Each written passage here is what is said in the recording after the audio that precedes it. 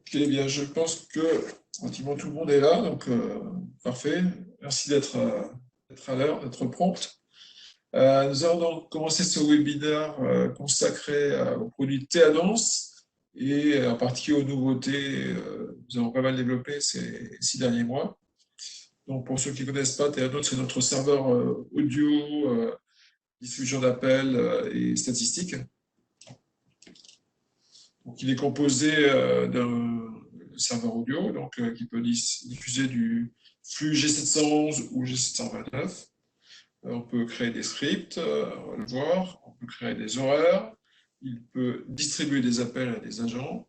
Et il s'intègre avec des applications clientes comme DSK Attendant Console, mais également d'autres que nous allons voir.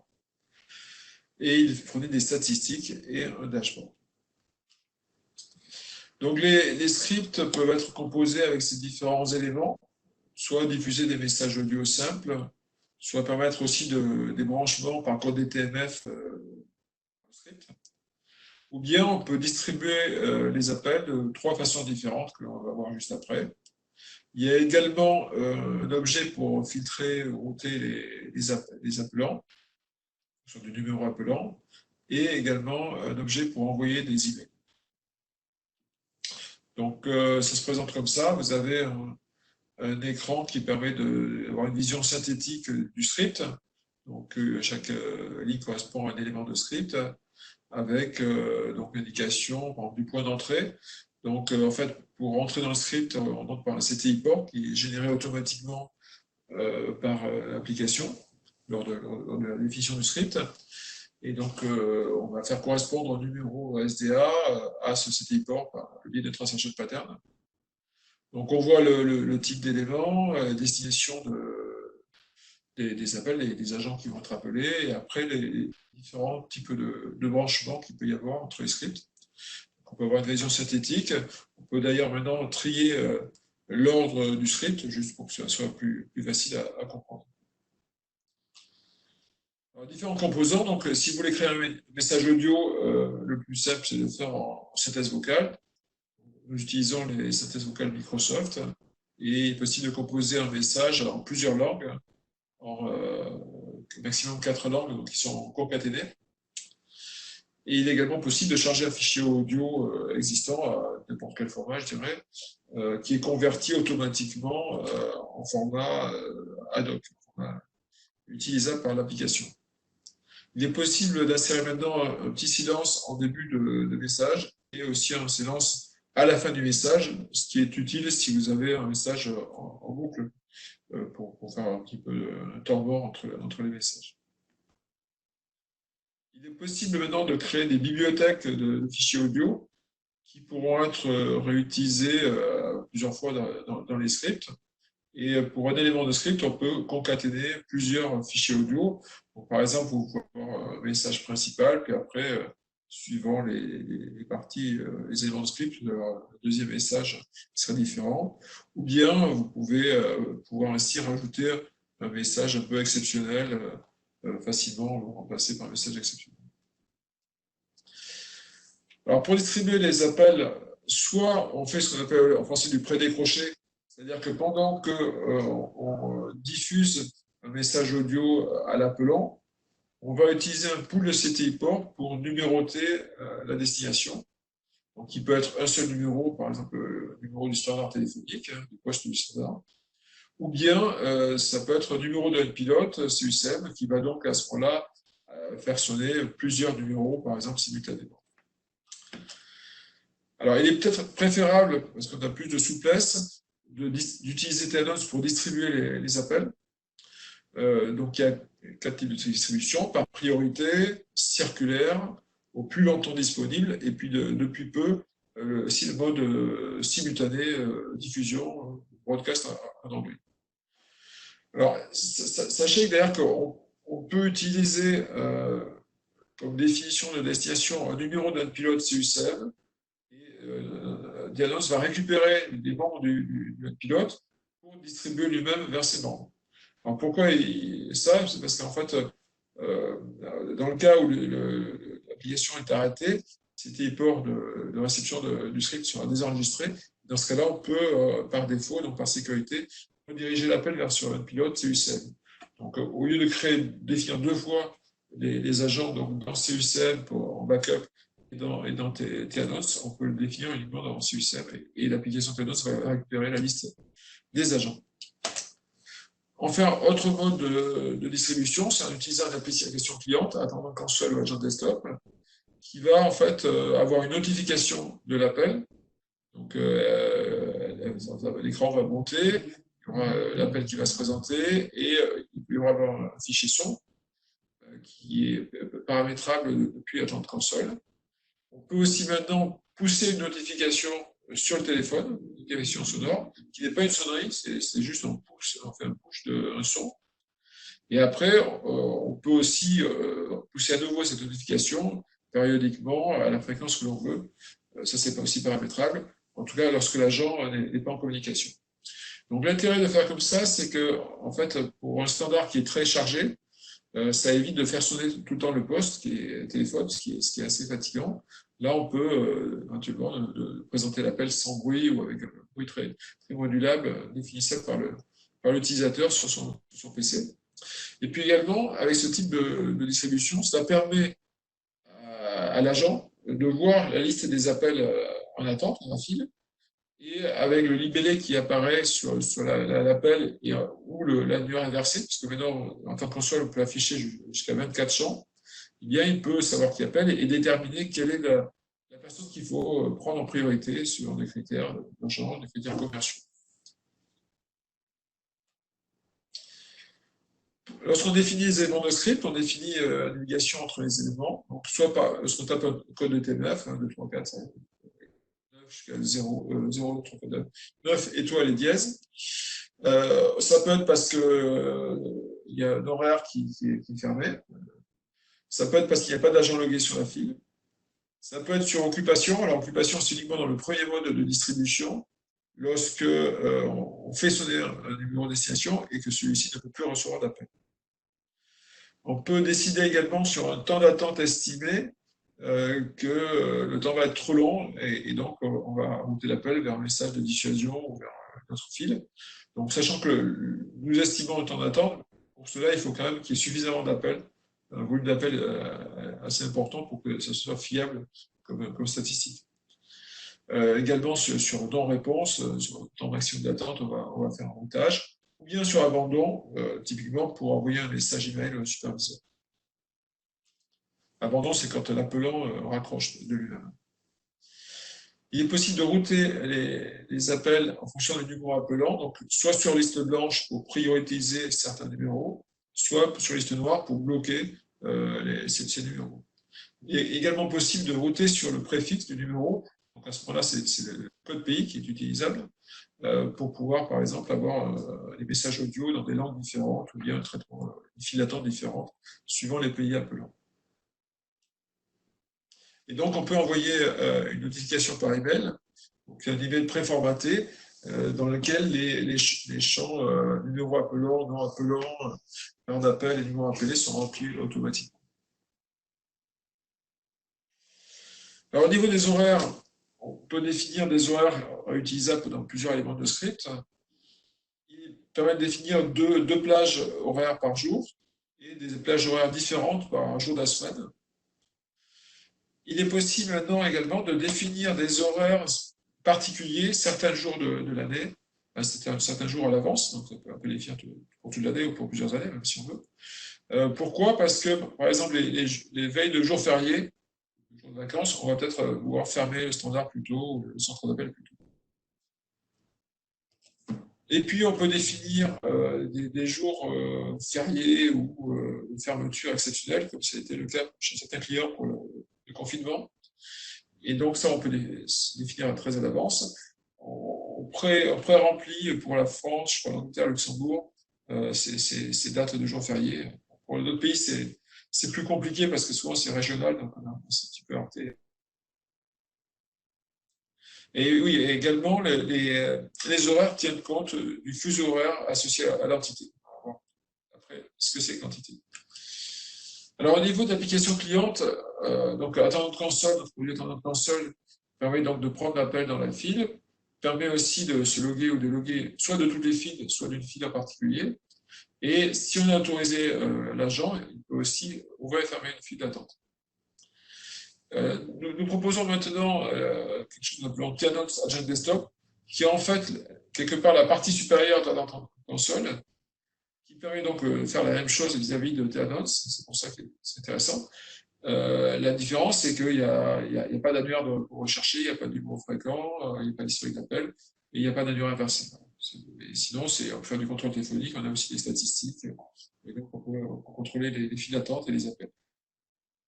Et puis nous proposons également une interface sur IPFone qui permet de se loguer, déloguer des fils, ou éventuellement d'ouvrir et fermer des fils d'attente. Enfin, il est également possible d'utiliser Theanox sans aucune interface spécifique. Dans ce cas, on va définir que l'agent est logué par défaut sur la file. Et par contre, il pourra se déloguer de deux façons, soit en mettant son téléphone en état do not disturb, pas déranger, soit en envoyant sa ligne. C'est une utilisation très simple pour ça de Theanox. Le renvoi de ligne, le DND, est optionnellement donc, créer un layout, parce qu'on a eu le cas lors du confinement à nouveau de clients qui voulaient renvoyer la ligne vers notre poste, vers un mobile par exemple. Et dans ce cas-là, effectivement, il ne fallait pas déloguer l'agent. Enfin, on peut fermer une file automatiquement dès qu'il n'y a aucun agent logué. Nous proposons maintenant un écran qui affiche l'état des fils par entité, en rappelant un petit peu le nom de la file, le type de distribution d'appel, les horaires, etc. Le nombre d'agents connectés, c'est une information supplémentaire, et puis donc l'état de la file.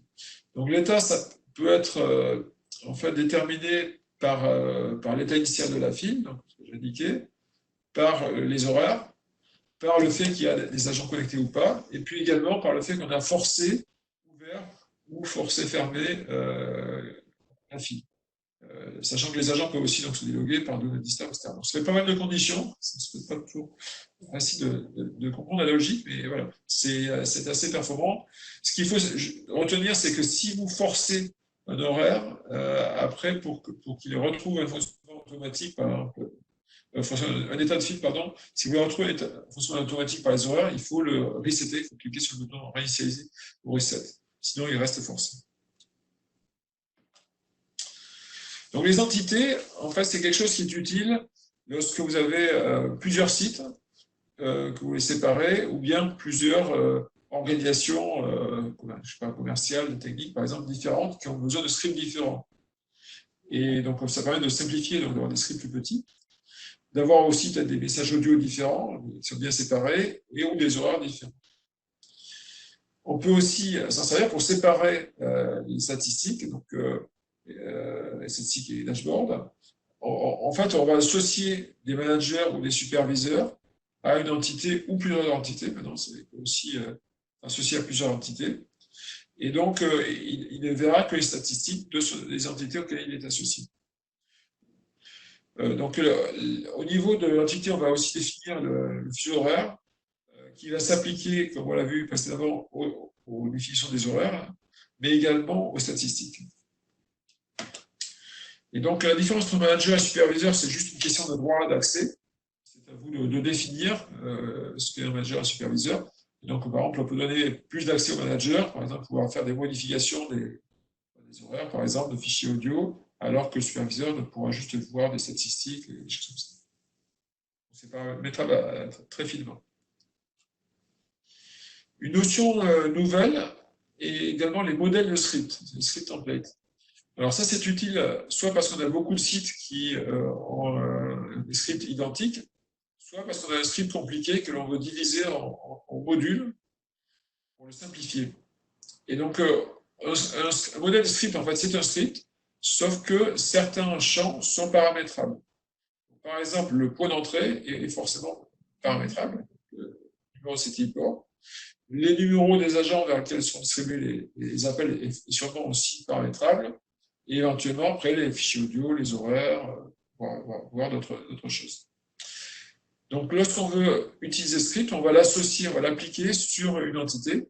Et c'est là qu'on va définir les derniers paramètres. Donc le point d'entrée va être généré automatiquement, ça s'incrémente automatiquement, c'est ce port qui est créé. Et par contre, on va définir la destination par les appels, les agents, etc.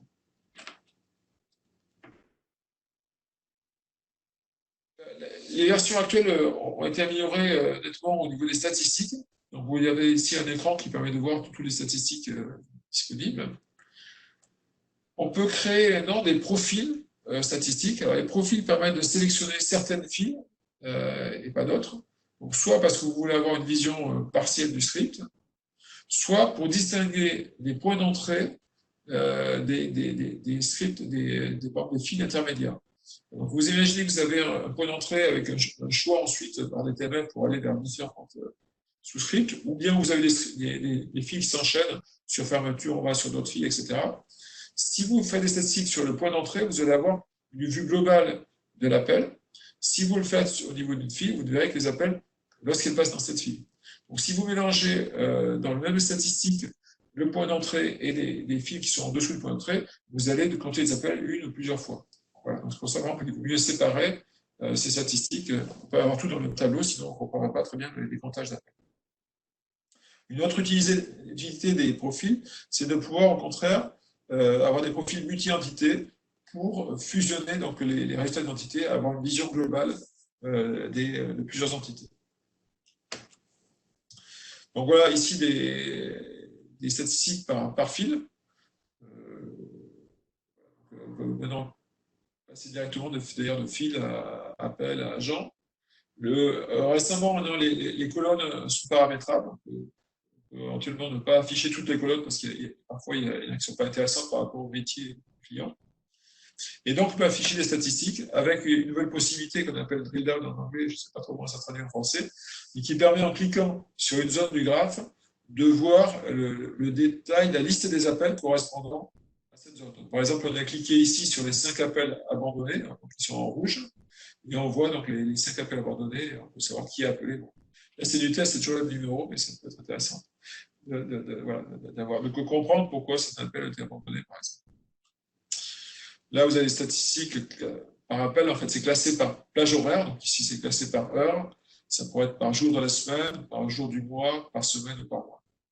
Avec donc, les mêmes colonnes et possibilité d'avoir des graphes aussi ici par heure et une vision globale dans un bleu. Il y a des statistiques par agent. Donc ça, c'est pour les appels répondus par les agents. Et donc, on peut comparer les agents entre eux en termes de nombre d'appels répondus et de durée moyenne de communication. Donc là, en fait, vous avez une ou plusieurs lignes par appel. Donc, plusieurs lignes, pourquoi? Parce qu'il peut y avoir, comme j'ai indiqué, on peut comptabiliser un appel plusieurs fois s'il passe par plusieurs fils. Donc, par exemple, ici, donc, alors vous avez une colonne maintenant call ID qui permet de trier, justement, pour bien regrouper les fils d'un appel. Donc, vous avez, par exemple, dans les deux lignes du bas, vous avez ici et Salesbook, donc c'est le call ID fini par 48, mais qui est d'abord passé par le point d'entrée et après qui est allé dans le groupe vente. Tous les statistiques peuvent toujours être exportés sous Excel. Elles peuvent aussi envoyer par email au format Excel. Et puis on a ajouté récemment les statistiques sur l'état des fils. Donc il est possible de voir jour par jour quels sont les fils logués, enfin quand est-ce que les fils ouvertes ou fermées, quand est-ce que les fils étaient ouvertes ou fermées, et si elles sont fermées, pourquoi elles sont fermées. Donc, soit elles ont été forcées par l'agent ou par l'administrateur, soit parce qu'il n'y a pas d'agent, soit parce que c'est les horaires de fermeture normales. Et puis, on peut voir donc aussi l'état de login des agents. Et s'ils sont délogués, on peut aussi savoir pourquoi. Donc, parce que soit ils sont déconnectés, soit ils sont en non administrateur, soit en ligne renvoyée. Enfin, nous proposons un dashboard, l'état synthétique du script, des fonctions de script, donc qui mêle des données temps réel, donc par exemple le nombre d'appels à d'attente, le nombre d'agents disponibles, le nombre d'agents connectés, le plus long temps d'attente, avec des données statistiques des 15 dernières minutes, par défaut, c'est paramétrable, ou de la journée entière. Et on peut définir des seuils pour changer les couleurs d'affichage en orange ou en rouge, si les seuils sont dépassés vers le haut ou vers le bas. Donc là, par exemple, vous voyez, le pourcentage d'appels répondus est de 76%. Je pense qu'il y a un seuil à 80%, donc s'il est inférieur à 80, ça passe en orange. S'il est inférieur à 70, par exemple, ça va passer en rouge. Voilà, donc ça, c'est paramétrable, on peut mettre autant de cellules qu'on veut, et en fait, on va pouvoir appliquer ce modèle de dashboard à plusieurs fils qui pourront être donc concaténés si on veut avoir une vision synthétique du standard.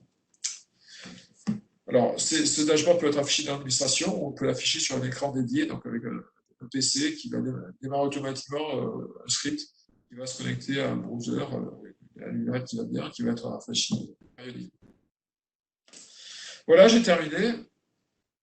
Et écoutez, n'hésitez pas à poser des questions si vous le souhaitez. J'essaierai de vous répondre. N'oubliez pas débuter, d'activer votre micro si vous souhaitez parler, parce qu'ils sont tous pas connectés.